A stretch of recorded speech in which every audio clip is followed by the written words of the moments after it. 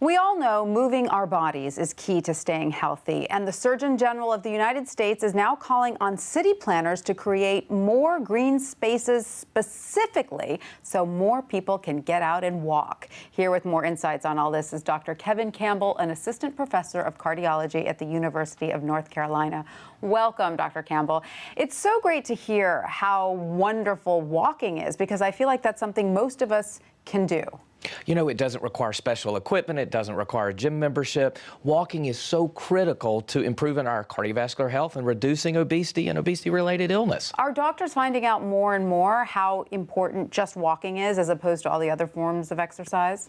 You know, I tell my patients it's just important to move, and walking is a great starting point. Once we get you walking 20 minutes a day, 5 days a week, maybe we can get you doing some resistance training at the gym, but it's critical to improving your health. So you say it's a starting point, though. Doctors still wouldn't want to see walking be the only thing that you do for fitness? You know, ideally, we want you doing both walking, interval training, and some resistance training. But if walking is all we can get from you, we'll take it, because that does make a difference. And what are some of the direct health benefits linked to walking?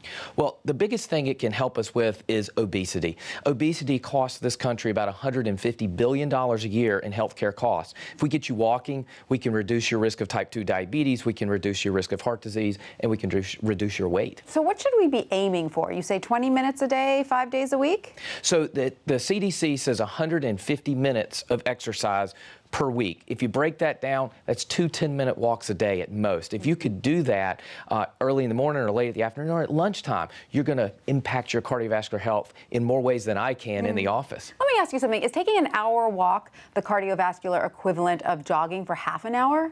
You know, I think that it depends on your fitness level. If we want to get your heart rate up to a training level, about 80% of your predicted maximum heart rate. And so it depends on what your fitness level is. Right. Walking is a good starting point. Right. Now, so what are the tips that you have for people to just incorporate walking into their daily lives? Because we know how busy people are. They don't often have time to go to the gym, but walking is something you can fit in almost anywhere in your day.